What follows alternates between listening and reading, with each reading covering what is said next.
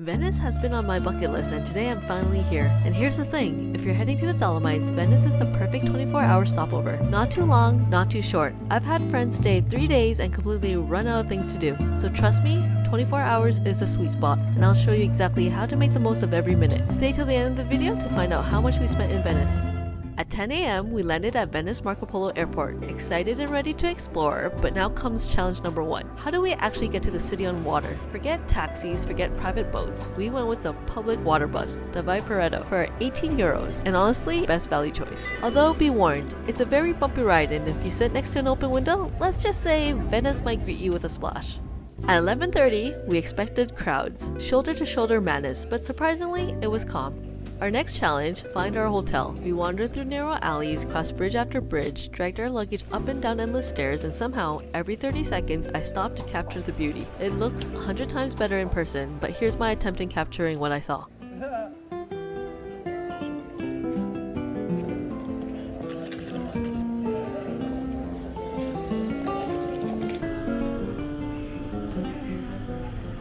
The check-in was an experience. The receptionist spoke half English and half Italian to us and kept saying allora, and we had no idea what she meant. And just like that, we learned our first word in Italy. Allora. It can mean so, well, then, and even come on, depending on tone. Allora, here's a quick room tour. Basically, it's the Italian version of everything. We chose a quiet hotel in San Marco for a more rustic experience. Steps away from all the major attractions but tucked away in a peaceful alley. At 1, it was time for lunch. A quick Google search led us to 6342 a la carte restaurante, 4.7 stars on Google. Super quiet and cozy for our first Italian meal. We ordered taglioni with king prawns and saffron, fettuccine with ducks and herbs, scampi with zucchini. The scampi? Let's just say we learned we're not fans of scampi. With 5 euros for water and cover charge for 2 euros each, the total was 69 euros.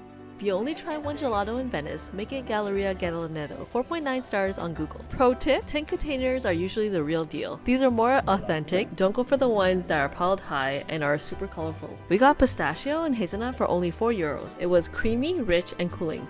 At 3, we wandered around without our luggage this time, and leisurely walked around stumbling on attractions without using any maps. One of the things I really wanted to do in Venice was to try cicchetti.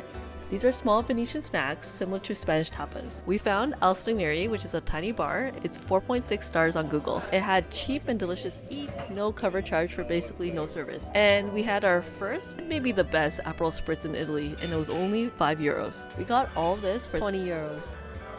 If you want to feel like a local, places like this are where you need to go. Our hotel arranged our gondola ride with Giuseppe at 6 p.m. It would cost 90 euros for 30 minutes, which is the standard rate. If it's within your budget, I'd say do it. If not, try using shared gondolas at private tour companies, or the Traghetto, which is a public gondola ferry for only 2 euros to get across the Grand Canal. As touristy as it seems, seeing Venice from the water was definitely a highlight. The gondolier even sang to us. It felt straight out of a movie, romantic, picturesque, and unforgettable. After the unforgettable experience and amazing views, it was time for dinner. We tried to avoid the big picture menus and aggressive waiters at the tourist hotspots and found Trattoria Bederet. It's a 4.7 stars on Google. Turns out, there was a host at the door when we left the restaurant who was trying to lure in diners. He was probably on break when we walked in, and to our surprise, the best lasagna we had in Italy was here. Pro tip, if you want fried calamari, look for mixed fry or fritto misto. Venice rarely offers just calamari. Dinner was a total of 100 euros and 50 cents for 3 seafood dishes and a lasagna. Some people don't realize that the per person cover charge is fixed at most restaurants, so it doesn't matter if you order a full meal or a glass of water, you still have to pay it. Here it was $2.50. We ended the night with gelato again from Suso's, lemon and passion fruit, both refreshing and worth the line and price of 4 euros and 70 cents.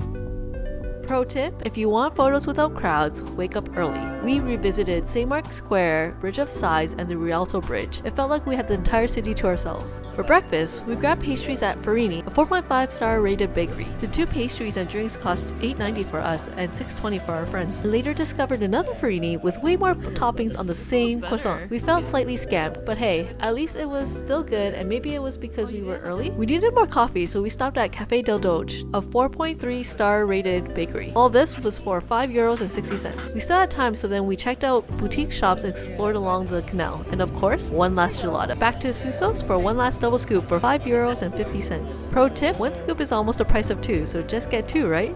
If you have extra time, visit Murano, which is famous for glass blowing, and Burano, which is famous for its rainbow houses and lace making. In 24 hours, we rode a gondola, wandered through dreamy canals, ate gelato 3 times, discovered hidden bars, and soaked in unbelievable views. 24 hours in Venice is the perfect taste of the city, enough to fall in love, but not enough to feel bored. Our grand total in Venice was €573.40. Now it's time to pick up our car rental and drive to the Dolomites. Next stop, Cortina. Make sure you subscribe so you don't miss the next adventure.